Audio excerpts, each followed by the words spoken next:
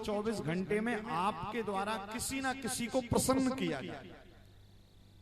एक साधु ने बहुत अच्छी बात लिखी है। साधु रोज मंदिर जाते थे भगवान का दर्शन करने के लिए।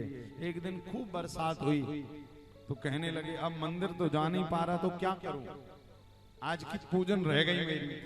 तो उसने मन में सोचा चाहे ठाकुर जी का पूजन कर लूं चाहे किसी रोते हुए को हंसा।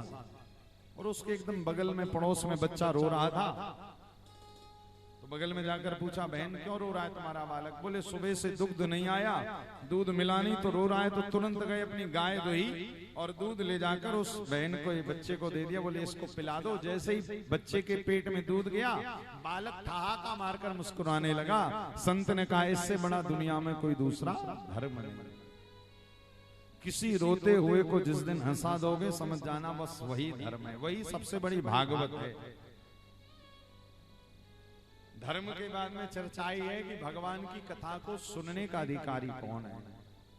कि वेद्यम वास्तवमत्र वस्तु शिवदम तापत्रयो उन्मूलनम। भैया देखो ठाकुर जी की कथा कौन नहीं सुन पाता। तो यहां पर श्रीमद् भागवत में लिखा है निर्मत सराणाम सताम। निर्मत सराणाम सताम कहे तो मात्सर्यता जिसके अंदर है। मात्सर्यता का मतलब समझते हो आप? द्वेष, और सरल भाषा में कहें तो जलन। जलन जिसको बोलते हैं। यदि ऐसा व्यक्ति कथा पांडाल में आ भी जाता है और कथा में बैठ भी जाता तो भी उसको कथा समझ में नहीं आती। क्यों?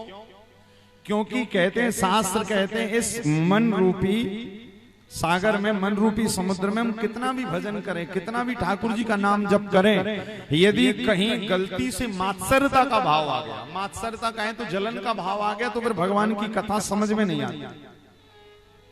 इसी कारण मानस जी में भी गोस्वामी जी लिख रहे हैं भगवान की कथा का अधिकारी कौन है? अरे राम कथा के तय अधिकारी कौन? बोले जिनको सत्संगति अति प्यारी। राम कथा के तय अधिकारी सत्संगति जिनके अति प्यारी। उसी प्रकार ठाकुर जी की कथा को सुनने का अधिकारी कौन? पापी व्यक्ति कथा सुन सकता है, भले उसके अंदर पाप करने की वृत्ति है किंतु उसके अंदर जलन की भावना नहीं है। हमने कल आपको धुंधकारी की कथा बताई थी। धुंधकारी पापी था किंतु द्वेष करने वाला नहीं था। और ये द्वेष जो जलन का भाव है ना, ये बड़ा खतरनाक है। यहाँ पर तो शास्त्रों ने इस मात्सर्यता के भाव को मच्छर का नाम दिया है। मानस जी में काम क्रोध मद मच्छर नाना।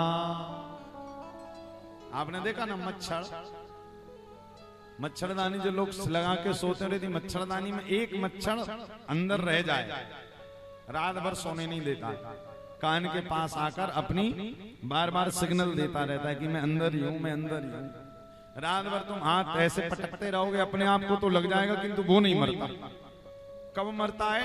बोले या तो उसको बाहर कर दो या तो लाइट चालू करके उसको जब तक मारोगे नहीं तब तक आपके कान में वो बार बार आपको डिस्टर्ब करेगा।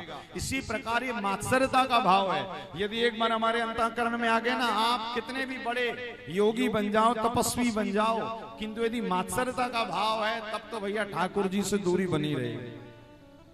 क्या कितना भी विशाल हृदय हो जाए, यदि उस विशाल हृदय में, जैसे आपने कथा सुनी होगी सुंदरकांड की मानस जी में कि जब हनुमान जी जा रहे थे लंका पर मां जानकी जी का अन्वेषण करने के लिए, तो समुद्र में एक राक्षसी रहती थी जिसका नाम था सिंहिका।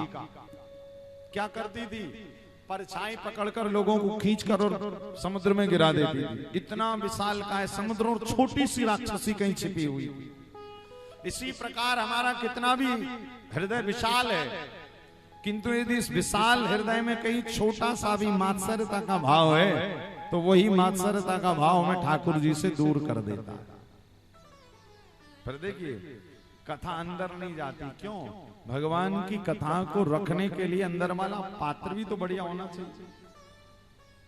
जैसे एक कहावत है, कथा भी है कि शेरनी का दूध केवल सोने के पात्र में टिकता है। शेरनी के दूध को यदि किसी साधारण पात्र में रखोगे ना, दूध खराब हो जाएगा।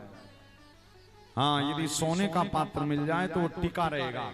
इसी प्रकार ठाकुर जी की कथा को यदि इस वाले पात्र में रखना है तो इस पात्र में एक योग्यता होनी चाहिए। क्या? बोले अंदर मात्सरता का भाव नहीं रहना चाहिए। मात्सरता कहें तो बड़ी सीधी सी भाषा में जलन।